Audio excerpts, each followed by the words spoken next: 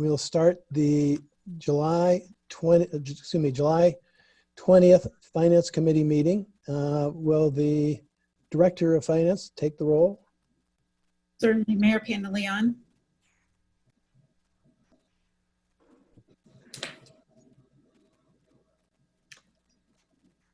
I'm here, sorry. Chairman Morris. Here. Alderman Karas. Here. Alderman Rummel. Here. Alderman Notes. Here. Alderman Preslak. Here. Alderman Goshgarian. Here. Alderman Bushman. Alderman Bushman is present, but we can't hear him. And Alderman Weber. Here. Mr. Chairman, you have a quorum. Very good. Thank you very much.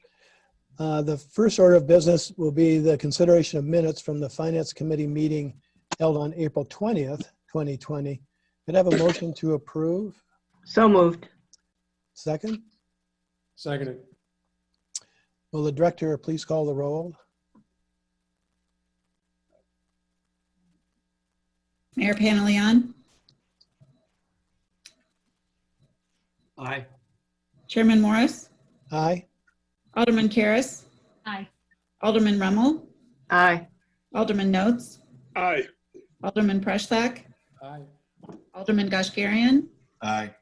Alderman Bushman.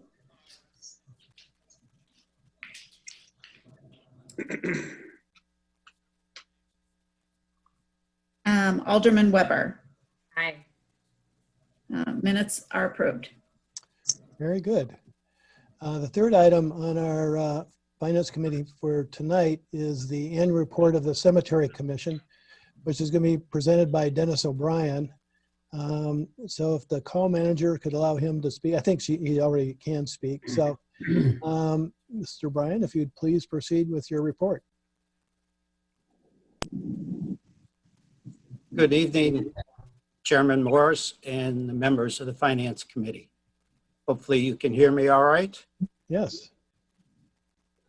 This first screen, I want to point out one thing to all of you. I'm sure you know that during fiscal 2020, we embarked on and completed the restoration of the Barrel Gates and the Gateway Memorial that you see in front of you.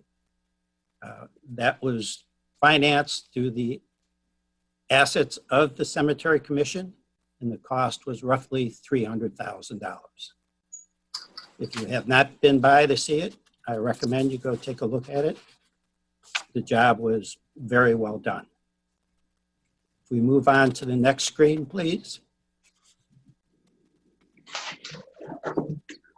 This is our mission statement that was adopted in April 2013. We have not changed it at all. It still meets the purpose of the Cemetery Commission. Moving on to our next screen. This is our investment policy. We make a point every year to renew the policy and also direct our investment advisor to adhere to the policy with every quarterly meeting. Moving on to the more important screen. This is the asset distribution combined accounts that we have. The majority of these assets are managed by William Blair.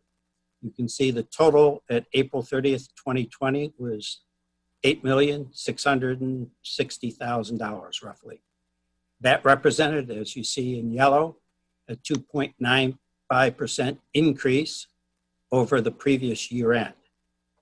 If we migrate down a little bit, there are assets held in the Lake Forest City bank accounts, which you notice up top, the bank cash at April 30th, 2020 was $766,000, where the previous year it was $1,016,000 in the city bank accounts. If you just look at the William Blair managed monies, we saw almost a 6.75% increase from April 2019 to April 2020.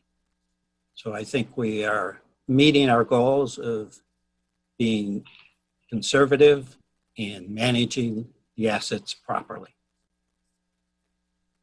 If we move on to the next screen, this is our asset allocation with our policy range at the right. What we do at the commission is we combine the cash and fixed income as one category to meet that 20 to 40% range.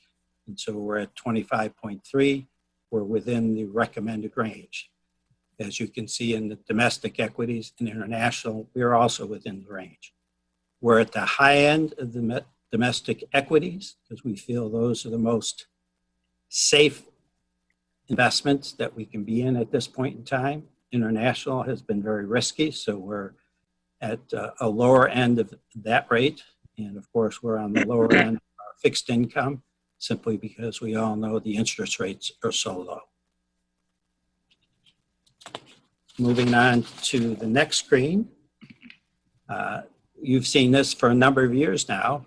This debt that's referred to here was the debt that was incurred by the cemetery when we did the phase 1 of the Memorial Gardens and also the cemetery offices.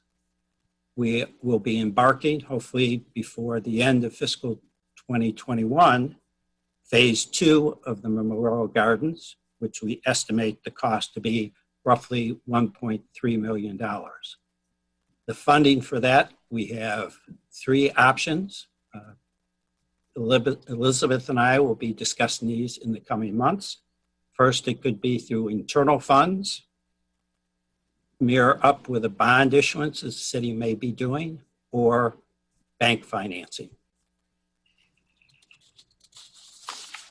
Moving on to the final screen.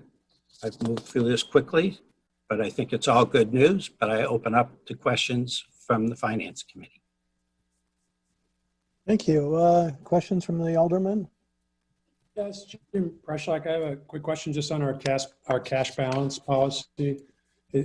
On the slide you had shown the asset allocation, it looks like there's actually no range or target for cash. So I was just kind of curious what the thinking is on that and if there was a substantive change in the policy or just why there's no cash target or range. I apologize, I could not hear the question. I had a question in regards to the asset allocation slide. Yes, sir. And that was, in prior years, we had a cash target and a range, and I'm just curious why it's NA now, and it's gone down to 10%. So just kind of curious if that's a conscious effort and just what the cash reserve policy is currently. There must be something wrong with my headphones. I'm not able to hear the question. The asset allocation, to dig it a little deeper, of the U.S. equities, we're heavily weighted in the large cap, which makes up about 59% of our U.S. equities. 35% are in mid cap and about 6% in small cap. The large cap are all in an ETF. Most of the bond funds are also in a mutual fund. I hope that answers your question because I apologize for some reason I'm having trouble hearing the question. Can you hear me, Dennis? Perhaps I could try and rephrase Jim's question, or maybe the chairman would like to rephrase Jim's question so that Dennis can answer it. Jed, do you want to rephrase the question and ask it again? Well, I just want to make sure that he can hear us. Dennis, can you hear us? It doesn't like, what I was going to suggest, if he can't, that the Director Holub pass that question over to Dennis and we can respond in the email back from Elizabeth on what the strategy has been for cash. If Director Holub, you could do that? Certainly. I would offer just for everyone's information that the Cemetery Commission's policy guideline doesn't provide a specific range in their asset allocation in their policy because they want to remain flexible based on market conditions and anticipating changes in market conditions. The actual percentage of cash is provided on that slide for the 3 dates on the slide presentation, just to illustrate what the cash holding was at those reporting dates. But I don't believe that their policy has any range set forth for cash.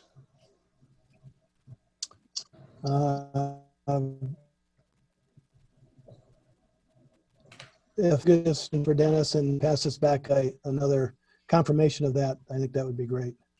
Absolutely. I'll talk with Dennis tomorrow and get that information to the Finance Committee via email. Very good. Could release our screen.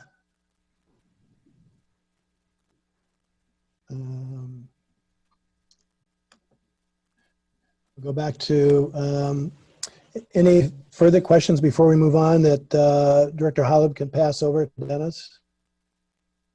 If not, this was an informational item for discussion, so there's no action on the part of the Finance Committee on this particular item.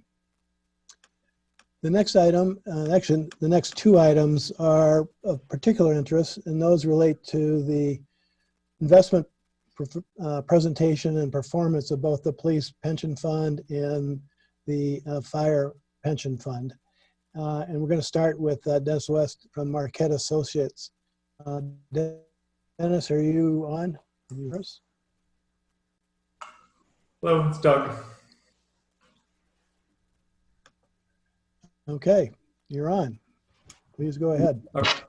Perfect. Well, thank you, everyone. And if you move forward to the next slide here, we'll try to go through as quickly as Dennis did here, make time for questions. The first 2 pages here are just an overview of who Marquette is. We are the investment consultant for the police pension fund.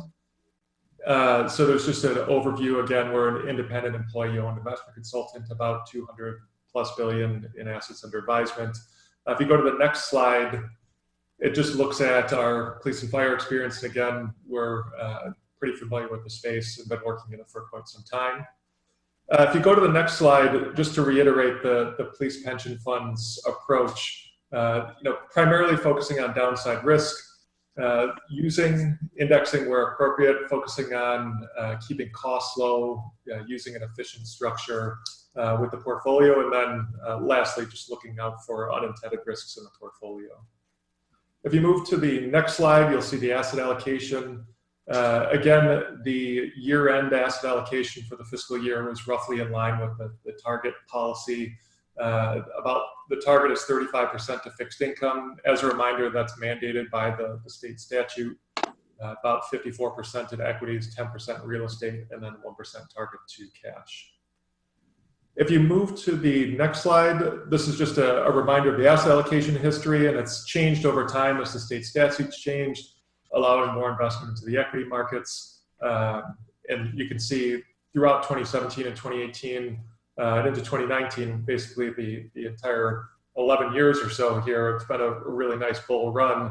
The pension fund has been actively rebalancing out of equities. So going into February of this year, came in at target to the overall asset allocation. If you go into the next slide, here's net of fees performance. So rather than looking at the change of assets over time, this is looking at the underlying performance of the fund. And again, pretty disappointing absolute returns here for the fiscal year. Again, with the overall market dropping over 20% in the quarter. April helped out quite a bit and got the fund back up into positive territory. But overall, again, with the sell-off that was in February and March, it was very difficult for most public pension funds out there.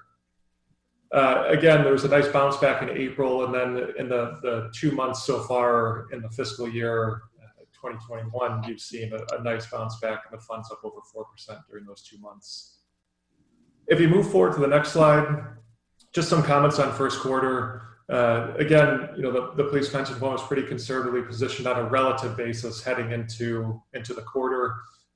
Relative to other public pension funds, the fund did pretty well, again, on a relative basis, outperformed by about 3% net of fees, outperforming about 92% of other public pension funds for the quarter. One of the reasons for the relative outperformance was the fund's fixed income manager, which more than doubled the benchmark. It ended up finishing in the top 1% of its peer group. If you look at the next slide, just looking at going back all the way since at least the inception of the data that we have, which is a little over 13 years, you can see that the fund has earned about 17 million in investment gains. Net outflow during that time has been about $2 million. Over the next slide just looks at the similar time frame, just relative to the policy benchmark. Pretty much in line, slightly outperforming. Most of the outperformance will come during those down periods in the market. And if you look at the next slide, we show the overall risk return during the same time period. We show here the median public pension fund from Investment Metrics. It's a widely used service that shows the universe of many different types of peer groups. They have about 10 trillion or so in assets. It's a pretty wide group of funds in the universe. But you can see the pension fund overall is roughly in line with the median, but with considerably less risk over that time period. And then lastly, on the next slide is the fees. Again, investment management fees are well below industry average here. The all-in fees are about 45 basis points. And with that, I'll stop and answer any questions that anyone had. I'll engage questions from the alderman in a minute, but can you just talk a little bit more about your risk management strategy? Because I noticed William Blair did a little bit better, and our fire pension fund manager did a little bit better. So how do you address risk vis-a-vis the performance? Yeah, so I'm only speculating. I don't have all the information, but I would assume that the police pension fund likely did considerably better during the quarter, so in the down period. During the bulk of the fiscal year, at the beginning of the fiscal year, with the exception of those 2 months in February and March, markets were up pretty considerably. So the police pension fund, as it's structured, is actually fairly conservative by design. That's been the case basically since we've been around. And I think it predates Marquette as well. So in down periods, the fund actually performs considerably better than most peers. In a more risk-on environment where equity markets are doing extremely well, the fund has tended to lag because of the more conservative posture. So if you think about the overall portfolio, more defensive positions in fixed income, for instance, more government and treasury securities rather than credit, basically help the fund do better in those down periods. But for the fiscal year overall, with the exception of those 2 months, most of the other time periods there were pretty strong risk-on environments. So if you look overall at the police pension fund, the downside risk capture has been extremely strong. Where it tends to give up a little bit is on the upside. Mm-hmm. Questions from the alderman? Elizabeth, this is Alderman Preschlack. I know this is maybe just a rough estimate is okay, but can you talk through the target actuarial, the annual rate of return that we use from an actuary perspective, and try to estimate if we're below that in actual performance, like let's just say 100 basis points, like how much more we would have to contribute as a city to keep our funding levels approximately the same out into the future? I mean, maybe a couple of years. It depends on what those, all those assumptions are. But it just to give us an order of magnitude here, because we just saw some underperformance, but there's good performance over a 7-8 year time period. So I'm just kind of curious, how that works, and that's probably a key point for us to consider if we want to keep bending the curve and contributing to the pension funds to do that. Absolutely. And just by chance, the pension subcommittee met this afternoon to review the actuarial valuation draft reports from the city actuary for the police and fire pension funds. So more to follow this evening on aspects of that meeting. But we do see that underperformance reflected in an increased contribution in future years. What we spent a lot of time talking about at the pension subcommittee meeting this afternoon is that the actuary smooths the gains and losses by amortizing them over 5 years. And so for example, 2 million, I think police came in about 2 million under target for fiscal year 20. That gets amortized as about approximately 400,000 per year over the FY20 through FY24 actuarial valuations.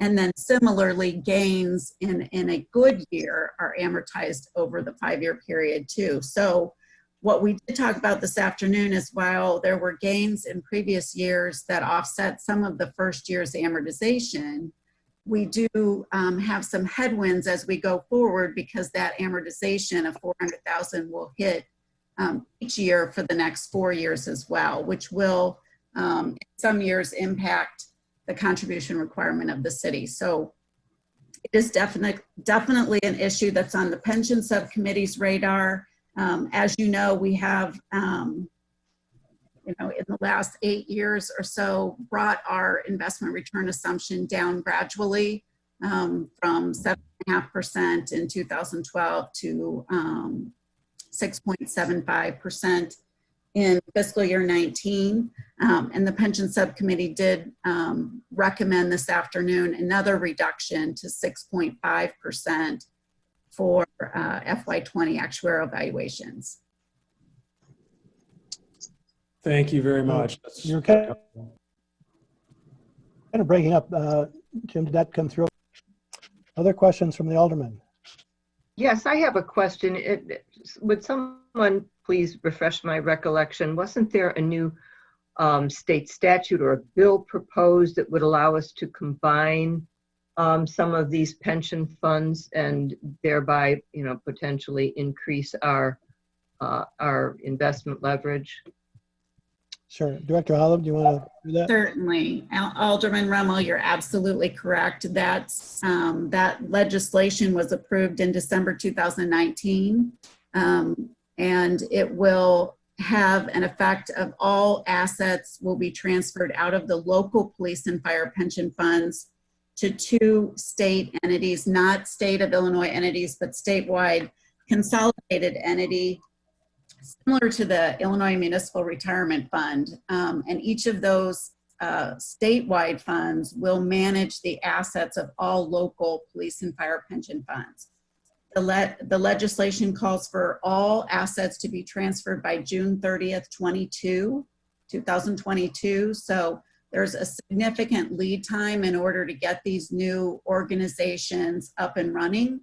The governor appointed transition boards for both fire and police to, in calendar year 2021, begin the process of creating the structure of the organization, and also to hold an election. So the transition board is required to hold an election to elect a permanent board effective January 1st, 21.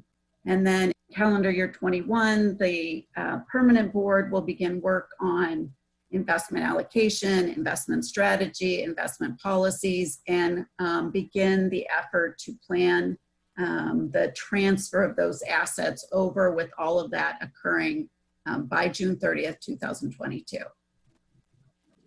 You are an encyclopedia of knowledge and dates, so thank you for that.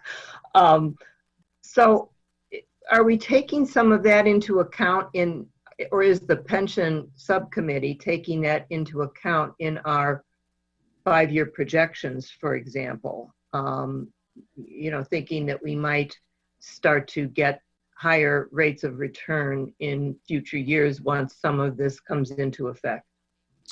Yeah, and let Elizabeth talk, but yeah, we talked about that this afternoon, especially in relation to the conversation we'll have later about the additional funds available for this year's budget over in the general fund and how that should be deployed in light of potentially higher returns. So there'll be a more detailed discussion, but Director Holub, if you want to comment. Yes, and that is certainly the hope of the legislation. It will be of significant benefit to the smaller local funds who are even more restricted in their asset allocation than either of the Lake Forest Police or Fire pension funds. But the hope is that in aggregating the assets, we'll have more opportunities in the types of investments they invest in, and also hopefully reduce management fees overall with a cost savings to be shared by all the local pension funds. So we do keep that in mind, and we do talk about that at the pension subcommittee level with also the notion of this phased in open amortization. So trying to move towards that crossover point in which we can move from our current assumptions to a 15-year open amortization period, which would be the end goal for the city. Oh, so am I to assume that we have guessed sort of a number or percentage increase that would be associated with this changeover, or not that specific? We're just sort of talking in generalities at this point. So I think the state offered some projected returns as they were deliberating on the legislation. Locally, no, we haven't made any forecasts, but I think one of the bigger issues that our actuary brought up this afternoon to the pension subcommittee is that these statewide entities will have the opportunity to invest in assets that pension funds have never been able to invest in. And so it is somewhat hard to forecast what the investment allocation of those statewide boards will end up being. Until we know how they allocate the investments to what areas, it's hard to predict returns.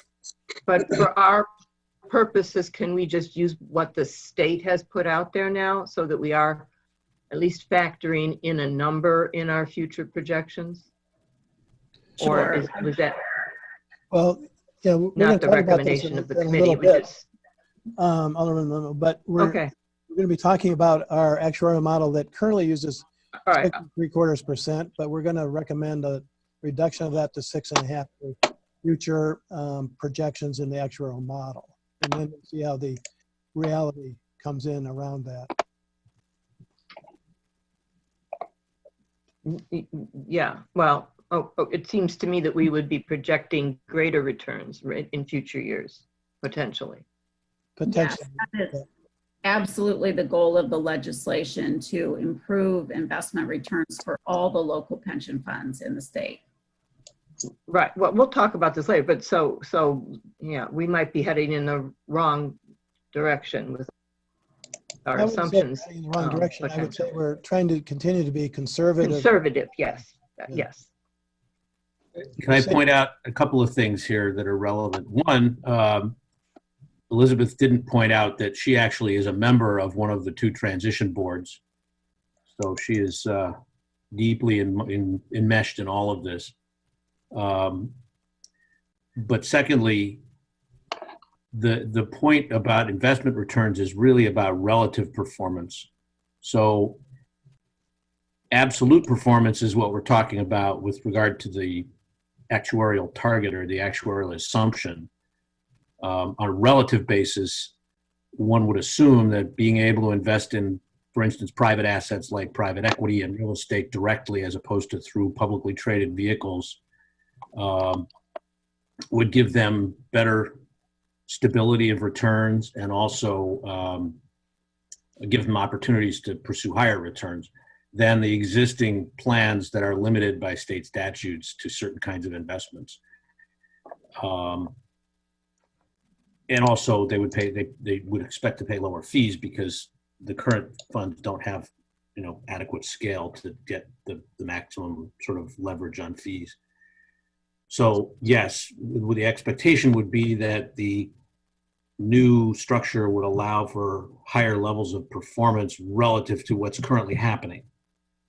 But in terms of estimating what absolute performance will be over time, that's really a different subject. That's a question of what the market's going to offer us in terms of returns. So, and that's really what the actuarial assumption is about. All right, thank you, Mr. Mayor. Other questions from other members of the committee? Very good. All right, well, thank you, Mr. Rose. We're going to move on to this next presentation, which is from the Fire Pension Board. And as usual, Mary Tomacek is going to, Greystone Consulting is going to present for the Fire Pension Fund. So Mary, please. Great. Thank you, Chairman Morris and members of the Finance Committee. It's a pleasure to be here on Zoom tonight. If you could turn to the first slide. Thank you very much. This is just a background of our team. We're Greystone Consulting, which is a business of Morgan Stanley. There are 50 teams like ours throughout the United States. Our team oversees about $6 billion in assets, of which roughly $1 billion are in local pension funds, such as the Lake Forest Fire Pension Fund. We've been very honored to have served the Fire Pension Fund for roughly 20 years. And tonight, some of you know me from past meetings, but I'm actually wearing two hats, if you will, as the plan consultant, and also have been a resident of the city of Lake Forest for over 30 years. I would like to thank the council and the finance committee for the great job you've done in terms of your commitment to funding the pension funds. We work with a lot of funds in the state of Illinois, and the commitment you have had is by far and away the best we have seen. So as a resident, it's just fantastic to know that you are taking the conservative, dedicated approach that you have. And we have millennial children that live in the city, and they have a number of friends. And due to their age, and also even more so lately, the pandemic, many of them are looking for homes finally in the suburbs. And we tell them, to look for a town such as the city of Lake Forest that has done such a good job in funding the pension plans. So hopefully they'll come out and live close to mom and dad. So in terms of what's been going on with the fund, if we could go to the next slide. The investment objectives are for total return. This has stayed the same over a number of years, which comes from a combination of appreciation of the assets and, of course, dividend and interest income. We pursue a strategy of long-term growth while avoiding excessive risk. And over the time period ending April of 2020, the performance was up 2.63%, and that was running with an equity allocation that's been averaging about 60% equities and alternatives and 40% cash. If we were to fast forward to where we are through May and June, the fiscal year, so for 2 months, the Fire Pension Fund is up 4.99%, so just a hair under 5%, which is just a great return. One of the ways that we manage risk is by working with active managers that will, not every time, but over many times have outperformance in down markets. So that has served us well. 2/3 of the Fire Pension Fund's active managers outperform the benchmark in the fiscal year end. So this is doing exactly what we wanted to do. Due to state code limitations, as was discussed earlier, things like private equity and private credit are not permitted. However, liquid alternatives are, and that was also very additive to the fund's returns over the time period. So the other way that we reduce risk in the portfolio is through a strategy of diversification. And if we go to the next chart, I think it really drives home the point of the importance of being diversified. Now, we can't utilize all of the asset classes on this chart, but we can many of them. And if you haven't seen what I call the quilt before, what we have here are the annual returns of asset classes ranked from the best performing asset class to the worst performing asset class year by year from left to right, and then the cumulative return on the far right side with its corresponding volatility with the last column to the right. So you could see that there's never one asset class that's consistently at the top of the year's returns, nor at the bottom. The only thing that's somewhat consistent about this chart is actually the diversified portfolio, which tends to be about in the middle, if you will. That's the yellow, light yellow, tan color portfolio in the middle. I would like to draw your attention to the two columns on the far right. So the diversified portfolio for the 10 years ending 2019 returned a little over 7%, 7.3. It's actually pretty close to the top. But I think where the trade-off here is that's so important is when you look at how the volatility as measured by standard deviation of the diversified portfolio, what that has historically been for the past 10 years. And you could see that that's closer to the bottom. So in terms of the strategy, we are big proponents of the power of diversification, again, within the asset classes that you're permitted to do. And your return, the fire pension fund's return over this time period has also been very close to the 7% number. If we go to the next chart, the biggest challenge we see facing us right now is the extraordinary low level of interest rates. So the chart on the left shows you what was happening with Fed funds once we went into the pandemic. As you can see, there were a number of Fed cuts bringing rates basically down to zero. And right now, the 10-year Treasury note is trading somewhere between 65, 70 basis points. You know, this is going to be a weight around the neck, if you will, of pension funds for the near term. Chairman Powell gave a speech, Chairman Powell of the Federal Reserve Bank back in June, and based on the data that they are seeing, the FOMC participants expect no rate increases through the end of 2022.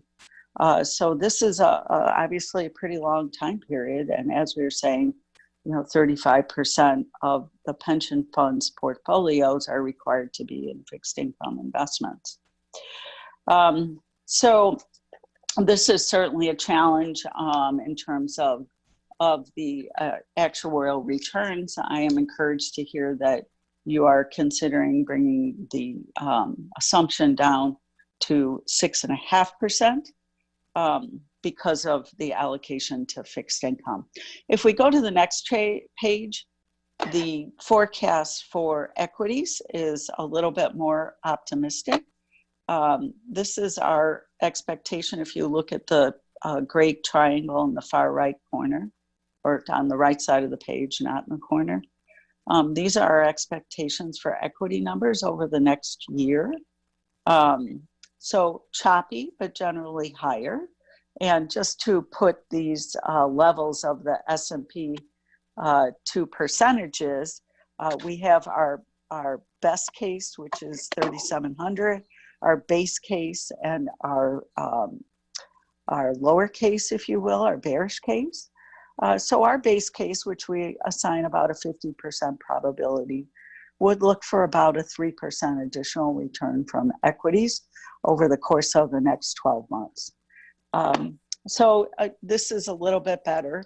However, going forward, as we look at our 7-year forecast, which is on the next page, a balanced portfolio, a traditional portfolio, with 60% in stocks and 40% in bonds. If you take a look at the top line, the darkest blue line on this chart, that expected return would be about 6.5%, which would tie in pretty close to the numbers that you're looking at for the longer term 20-year forecast.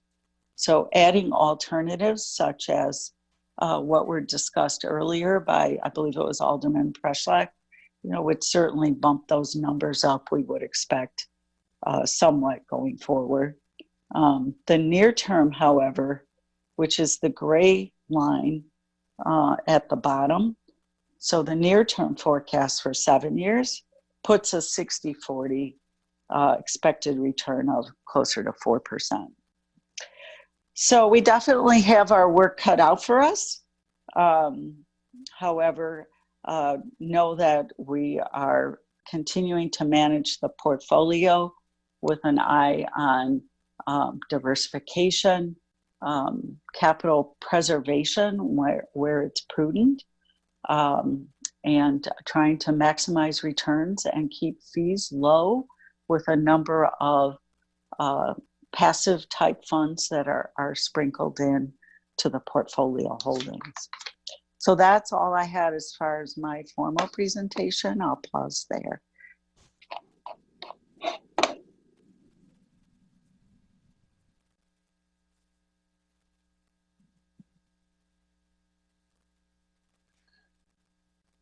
Now I'm off of mute. Mary, questions from the members?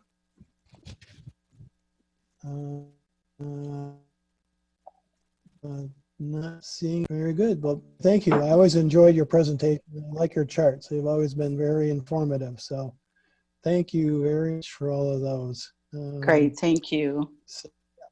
Yeah, thank you very much.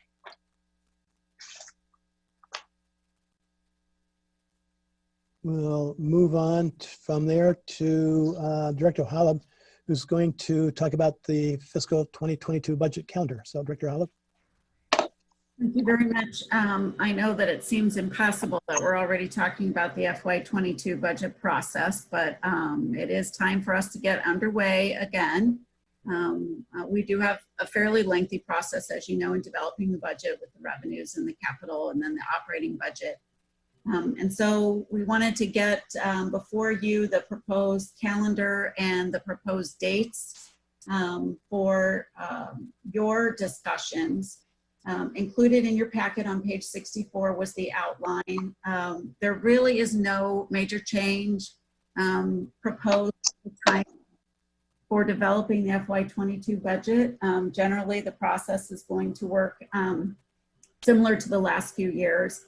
And consistent with that, we're once again scheduling the November budget workshop on the off Monday, the second Monday in November, which would be November 9th. And the operating budget workshop in March, again, the second Monday, which would be Monday, March 8th in 2021. I will also note that we are anticipating some discussion on capital development, capital plan development as part of your September workshop, that being one of the items we plan on talking a little bit about at your September workshop. But otherwise, you can see the other key dates as far as items that will be before you for consideration and approval as part of the budget process. So I'm happy to answer any questions, but this is mostly informational just to get the dates before you for consideration before we get started on the budget. Very good. Thank you. We're always budgeting. It's a never-ending process. Members of the committee, questions for the director? None. I think we're, as you said, we're following our usual practices. So I think for the current members who are been through this before, it's pretty straightforward. And the new members, welcome to budgeting. Very good. So we need to approve this. So I'd like a motion to approve the fiscal year 2022 budget calendar? So moved. Seconded. Very good. Director, would you call the roll? Mayor Panelion, Aye. Aye. Alderman Karas. Aye. Alderman Rummel, Aye. Alderman Notes, Aye. Alderman Preschlack, Aye. Alderman Gashgarian, Aye. Alderman Bushman, and Alderman Weber. Aye. Great, thank you. Approved. Very good.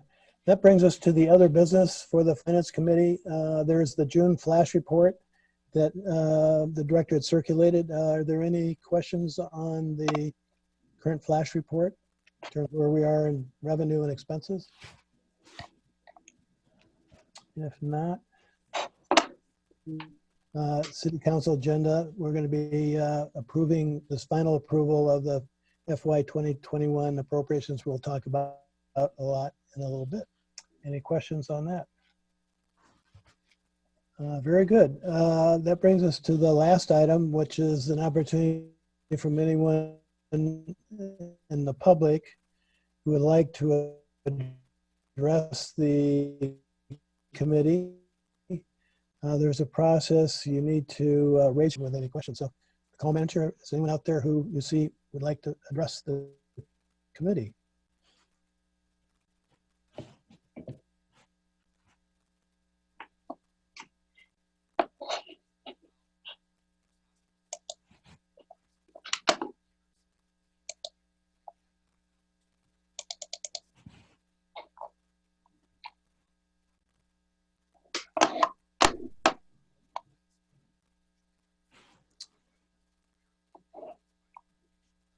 Apparently not.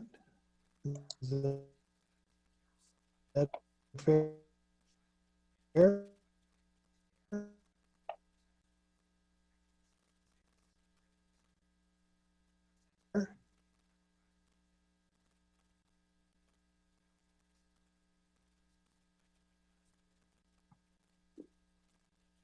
We do have a phone call this evening. If you give me Okay. 1 second, we will connect them. Well, I haven't heard any, so motion to adjourn the July 20th. Hold on 1 second, please. We do have a phone call this evening. Can everyone hear me? Yes. Okay, perfect. Give me 1 second. I will put the caller through.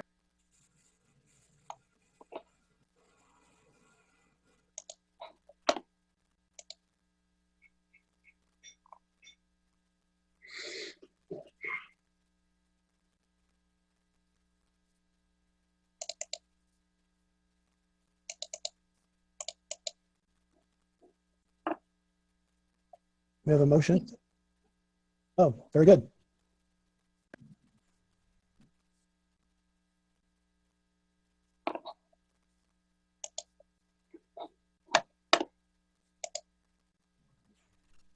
Okay, we have Mike Mounts on the line who would like to address the council. Go ahead, Mike, you're all set. Hi, my name is Mike Mounts. I'm a lieutenant with the fire department, and I've been on the pension board for a little over 4 years. I serve as the pension board secretary, so I wanted to take an opportunity to also introduce myself. I wish I could do it in person. There's some familiar faces and some new ones.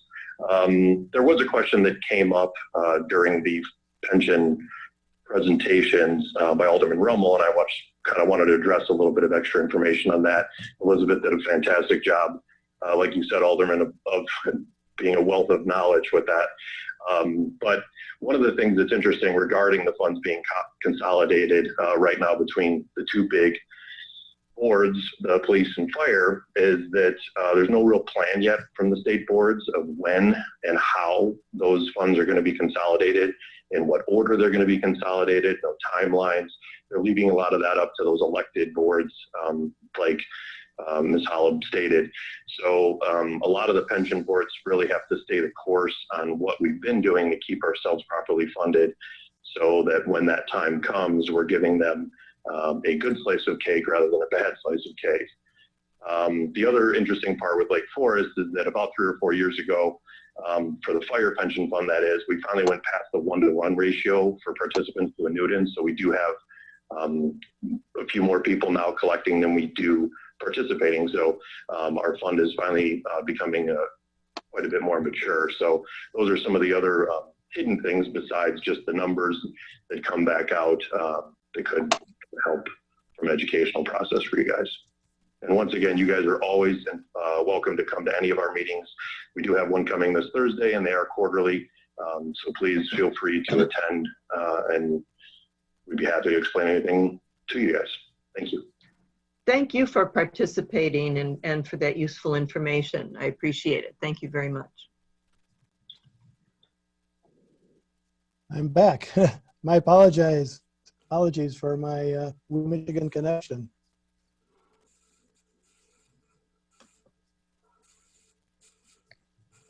Amber, are there any other calls?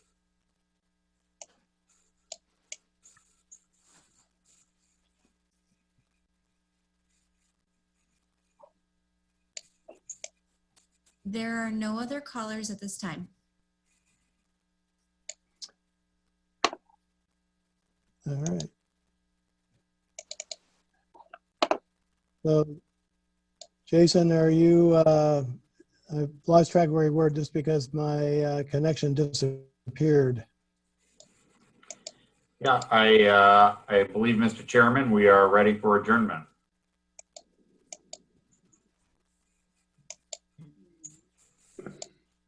To approve adjournment? I move that we adjourn the Finance Committee meeting for tonight. Very good, thank you. Director Holub, you want to take the roll? The vote? Mayor Panelion, Aye. Chairman Morris, Aye. Alderman Karas, Aye. Alderman Rummel, Aye. Alderman Notes, Aye. Alderman Preschlack, Aye. Alderman Gushgarian, Aye. Alderman Bushman, Alderman Weber. Aye. Motion is approved. Thanks, everyone. I appreciate the technical difficulties.